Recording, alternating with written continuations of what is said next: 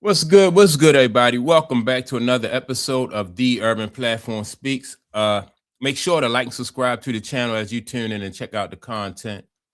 And with this being said, man, I want to speak on a recent video I watched. Right, shout out to NBA Cinemas. They This video was about like the development of American-born basketball players, right?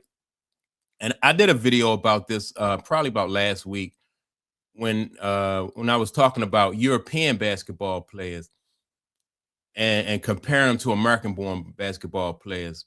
But Steve Nash, what's the guy? Steve Nash and David West, they broke it down and they were talking about the development of the American born basketball players as opposed to the development of the European basketball players, right? And in my opinion, I don't think there's a problem in the development of the American basketball players. I think the problem comes from like up above, like it's a league problem and not the American players. And I put it like this: like anytime a company is hiring, anytime a company is hiring for employees, they don't allow like the employees do not allow they don't set the standard for what the company is, right? The company hire you, and then if you can do the job, then the company will, you know what I mean, then the company will keep you. So it's not up to the employee to set the standard for the company. And same thing for basketball players going into the league, right? The league draft kids and bring kids in who they believe that are qualified. So it's not that. So if the league raises its standards, then the kids will meet that standards. If you look at basketball, like in the 80s, right? In the 80s, they said that those were the golden years in the NBA, right? And so it took the NBA years to develop those guys into the basketball players and develop that into a product that the world wanted, not just American citizens, but all around the world. People admired the the NBA, the National Basketball Association. They admired the way the guys played, and they like the sport. Like when you look at the guys who played the game, right? The guys who were heroes and stuff in the game, like Charles Barkley, Michael Jordan, Scottie Pippen. Like just looking at this picture right here of the U92, what's that? The Dream Team. When you look at those guys, man, that's what the NBA sold the world, right? And that's what, as American citizens, we came used to watching that style of basketball and that level of play on both ends, defense and offense. All of those, everybody in the league, like wasn't no such thing as a like a two-way basketball player. Like everybody play, you had to be able to play basketball on both ends of the court. Even if you was a subpar defender, you had to find other ways to make a difference, or you wasn't going to be out there. You had to get rebounds, play team, help defense. You had to make your presence felt at both ends of the court, and everybody did it. For the most part, that's what was done in the NBA, and that's the product that the NBA pushed out. So now the NBA, when you bringing in foreign basketball players, their style of play, the European style of play is a lot different. And the athletes over there probably a little bit different from the athletes over here, because over here our style of play is like a lot more physical. You had guys like the Detroit Pistons and the Lakers. Isaiah and them was physical. Larry Bird, Magic Johnson, those guys were physical, and the European ball players were not used to that. So the NBA switched things up, right? And they did away with the center position, and they did away with the power forward position, right? Because like the big men coming from Europe, they don't play as physical as the big men over here, right? Like if you take, for instance, take somebody like Shaq. Like they bought they bought Sabonis over here. Although Sabonis was older, they bought Yao Ming over, and none of those guys. You rarely have guys here in the United States that can match up with Shaq, right? Not one on one, like prime Shaq one on one.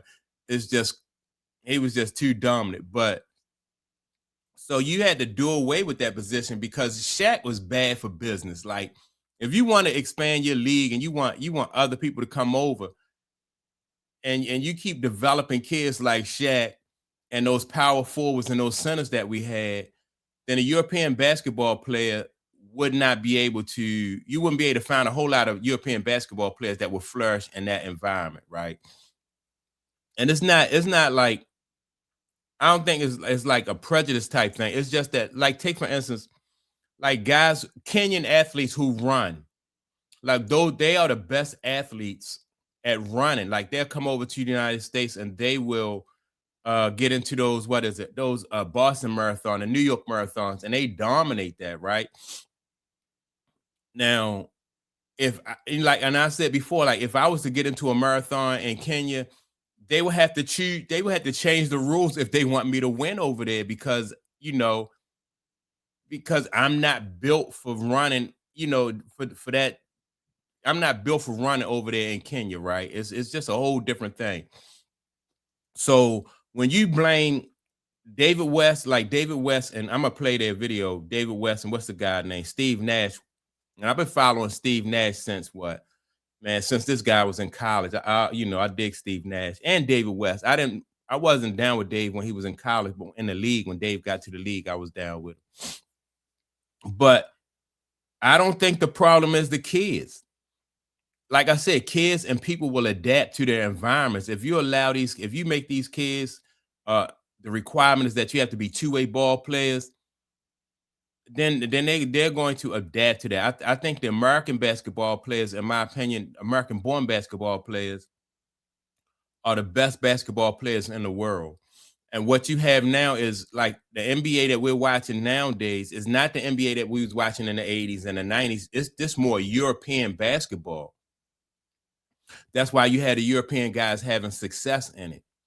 But if you notice, like, the European guys who are having success, they're still not as good on defense. They're not really considered like two-way basketball players. Now, Giannis is a two-way basketball player, but let me see who else from Europe they had, like the top guys. Okay, so Giannis, Wembanyama, I think Wemby is a two-way basketball player, but the thing about Wemby is you got to keep him healthy. But when you look at Luka and you look at what's the other guy, the Joker, I think the kid Shai Gilgeous, I think he's a decent you know, two-way basketball player as far as like playing defense. But it's a whole nother style, you know. And so, but I see it coming back because I'm watching the Detroit Pistons now, and like those guys, they look like a throwback from like the 80s and 90s. You got that guy, Cade Cunningham, play at both ends. Then you got Jalen, what's his name? Is his name Hurst? The guy, man. So Detroit looked like a throwback team from the 80s or the 90s. So I like them. I like their style of play. It's entertaining. And it's more it has strategy to it, right? It's not just run and gun. But with that being said, man, I want to play what Steve Nash said about the you know, the development of American players, and kind of point out where I disagree. It's frustrating. That's the highlights. That's the mixtape. That's not the game. That's not what makes Donovan Mitchell great, right? It's being simple and playing the game. But this is about structure. You know, it's pay to play. It's pay to play in the States. You know, capitalism is wonderful. It's not great for player development. In Europe, to play, it's free. You go to your local club. It's subsidized more or less mostly by that community. So there's no hidden motives. There's no, we got a winner, the kid's leaving to the next club. Everyone's here for the long term to develop more or less. And so I think what you get is coaches. There's thousands of amazing coaches in the United States. It's not like there's only coaches in Europe. There's amazing coaches here, but they have a structure over there where you stick with your coaches more or less generally, and you learn to play the game the right way under the right pretenses. You know, here it's just been totally commercialized, and it makes it really hard for coaches to get their hands on a program or a kid and say, we are going to develop you the right way as a group to play skill basketball, team basketball, and play a variety of ways. Over here, it's very much like Swin said, get in your bag, learn the skills. Some skills coach is going to charge you by the hour at the park, whatever it is. Yeah. I mean, it's gotten out of hand. Unfortunately, I don't want to take any money out of anyone's pockets, but it makes the structure really difficult to teach kids to play the long game. Yeah. Peace. All right, so Steve Nash says that it's like pay to play is part of the problem, and I would say that now that there is coaches, and because once people found out that there's money and it's so lucrative, like for people to coach and instruct and then try to push these kids to the next level, then you got a lot of people that want to go into that, right? When I was playing, I told my daughter, because she played basketball too, but when I played, like, you hardly ever seen parents at the basketball games. You know, it was the gyms would be packed, but it'd be a bunch of kids, like neighborhood kids, and you know, all your friends and buddies and stuff like. And we used to go to games like in different neighborhoods. We used to take about like 15 or 20 guys with us, just going to different neighborhoods playing basketball. And we had a team. Half the guys that was with us wasn't even on the team, you know, and it was different. But once people started learning that it was just so much money in the league, as far as like people who can instruct and push them kids to the next level, then that's where, you know, you got that you know, guys who trying to take advantage and capitalize on that situation. And you have that people who want to capitalize on that on money and opportunities in every business. Like, take for instance, like professional hockey players, like those guys who came from Russia, right? And they was coming from Russia and they was playing in Canada and playing here in the United States. Like, their families would get extorted, kidnapped, and sometimes extorted because they knew that those guys would pay ransoms and stuff for their family members, right? And so that was happening. But that's just, you know, that just comes, like, opportunists always going to come in to a situation where they see that they can make some money, right? And so you don't blame the you know, it's like you don't place the blame there, you know what I mean? You can go in and fix the situation, but you don't blame the guys who at the bottom trying to make some money. Not that I'm saying that you know, ransoms and stuff like that is legal. I'm talking about like coaches in an AAU. So you always gonna have that. But let me listen to Dave West, right? Because Dave West says something too that I want to push back on too. It's not that they completely wrong, but I think that, like, the blame comes from the top down, and the way that the league is structured, like I said, so the NBA can be all inclusive of kids and ball players from all around the world. Hey, I'm out here on my walk this morning, and I just want to chime in on this this whole topic about the American developmental system. And I got a different look at it. Look, America is a top-down system, right? We look at things from the top down. So the reason why it's a debate is because we're looking at the top and we don't see any American-born players at the very top of the game, right? SGA is probably going to win the MVP again. It is what it is, right? So it's another year where people just going to talk about, man, what's wrong with the American basketball player? The American basketball player as a group is good, but we are unable to produce that absolute top-end talent right now, and especially, you know, NBA level talent, because of a couple issues. Now, it's not AAU. AAU is an organization, you know. AAU is not the grassroots system. So the grassroots. So I agree. It's like I just said, I don't think it's AAU is the problem either. System is what we're talking about. And so what is the issue in the grassroots system? I put it to you like this. When we were coming through, right, we were learning and being coached by men who had accomplished things. We were being coached by people who had jobs and people who had families and people who had wives and children and owned homes and, you know, were running businesses, whatever they were. These men had achieved certain levels of success, and they were able to pass that on to us in the form of this idea that it's a grind, right? It's a grind to do this. Now, the majority of the people in this, and there are some good guys in it, but the majority of these dudes are hustlers, bro. And the sport has gone from grind mode to hustle mode. And so kids learn how to play down. They learn how to cheat and steal and hustle to get into events where they don't have to pay. And then you got all these event coordinators trying to make money. people weren't trying to make money off of grassroots basketball when I was coming through, right? It was about literally helping young people and developing young people in the game. And somehow or somewhere, this whole hustle type of idea came in. So you're dealing with all these shoulda, coulda, woulda ass type people in the sport. All of these dudes that have not been successful in their lives are now using youth sports, in particular basketball, to try to come up, to try to make it, to try to figure out a way to hustle this kid and hustle that kid. And I'm going to trade this kid for that kid. And it's messed up the kids. It's messed up the top end of the product. Let's just be honest. So now you're dealing with a lot of people and a lot of kids that they don't know how to grind. So when they get to the point where they need to know how to be coached, they need to know how to listen, they need to know how to deal with somebody getting on them and coaching them hard and criticizing them in a constructive way, they can't take it and they fold. I tell parents all the time, if you got a top 100, top 150 kid, and then people are promising you and telling you this and telling you that, you go spend a couple of days out at the summer league.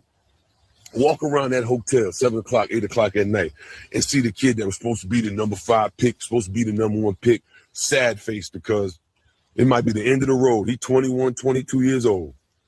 But again, he was never taught how to grind, never taught how to deal with setbacks, never knew what it felt like to be overlooked. He just been handed everything. This is what Iggy was talking about the other day.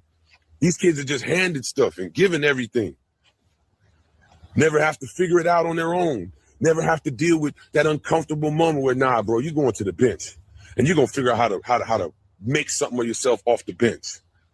You're going to figure out how to make something of yourself, simply by how hard you work. They don't got that. So when you look at the top end of the sport, we're not producing that level kid because of this type of environment. Our kids don't know how to listen, right? I think I was talking to Sam Mitchell one time. Sam was talking about this. You can have all the information, kid will know you got information, but if he doesn't have the skill to listen, it don't matter. And our kids don't know how to listen. They don't know how to grind. They are being taught how to hustle. And you're being taught how to hustle by these underdeveloped ass men that are all through grassroots basketball. Basketball is a recreational sport. So every Tom, Dick, and Harry thinks they know basketball. Everybody out here got an idea about how basketball is supposed to be played and how it's supposed to be addressed. And that's why we're not producing the top end talent anymore. It is going to be God knows how many years before we get another MVP.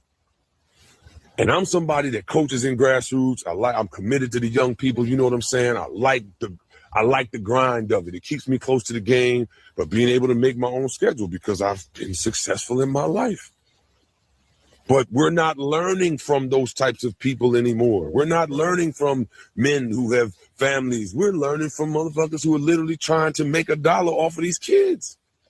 They're trying to figure out a way, if I could take this kid and put him here and then do this with this kid, I can make me a couple dollars.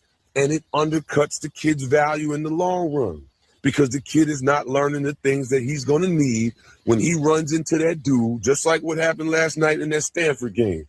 You run into a dude that's ranked 200 and something in the country, and all you can see how mad and how angry he was. He's been overlooked and counted out. And he had his moment last night. Was the best player on the floor by a mile, and he was ranked 200 and something in the country. And why? Because some dude who's sitting up somewhere on a computer says this kid is the number 200 and something player in the country. And people believe the shit. And I tell parents, use that stuff as motivation, yo. Don't be fighting for your kid to get ranked. Use it as motivation. Because most of the dudes that's doing all the rankings and doing all this other stuff, these dudes don't know basketball. Basketball is simply a hustle. And that's the problem with the sport. It's a hustle. It's not a All right, so I agree that because that is a problem. Like I said, you just have so many people that are opportunists, right? But still, like making it into the NBA is even tougher now because number one, the NBA has expanded and as far as like being a worldwide sport. So now you got guys coming from Europe, you got guys coming from Australia, you got guys coming from Asia, like all over the world, right? And So it's tougher to make it in the league. But if so, you got two issues. I don't think, and I agree, because when I was coming up, you did have men in the neighborhood who was just coaching and wasn't even trying to make a whole they wasn't getting paid. Most of the guys who coached me when I was coming up wasn't even getting paid, and they wasn't trying to make a whole lot of money. So the opportunity, people who looking for opportunities and trying to make a come up off of players, that's out there, right?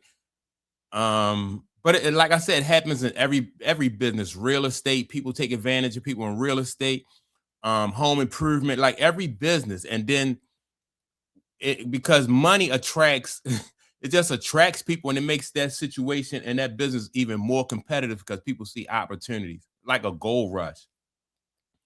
But when you talk about like the quality of play, and that's where I think my issue is, like American born athletes, I think, are still the best basketball players in the world, right?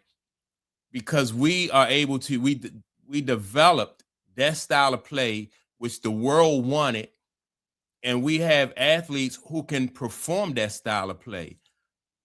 But the European guys, if they can perform that style of play and come over here and play like the guys played in the 80s and play like the guys played in the 90s, that physical basketball, that not that non-position basketball that they play now, where you got stretch fours and stretch fives. Centers and power forwards played around the rim. And you wasn't no such thing as like Isaiah Thomas could really pat that apple, but he couldn't get to the rim at will all the time. He had to learn how to shoot that mid-range. Same thing, you got guys like what's his name? Tim Hardaway, right? Will break your ankles, but if he break your ankles to get around you, he still got to worry about like Bill Laimbeer and Rick Mahorn in that paint. You can't break down one person and go straight to the rim. The NBA wasn't like that. You had 5 positions. Everybody on the court had a job on both ends of the court, man. And it was just a lot more competitive, in my opinion. It was tougher to score. And so the NBA they are the ones who manipulate the game, and they set that bar, they raise that bar, or they could lower the bar, right? And I think that European basketball players don't play the same style of play that the NBA played in the 80s and the 90s. And that's the whole problem. People are always going to try to find ways to make money off of those kids coming in. And, so that's a whole separate issue for me. But that's my take on it. Let me know what you think. Don't forget to like and subscribe to the channel. Also, leave a comment, and I'm going to check y'all out in the next video. Peace.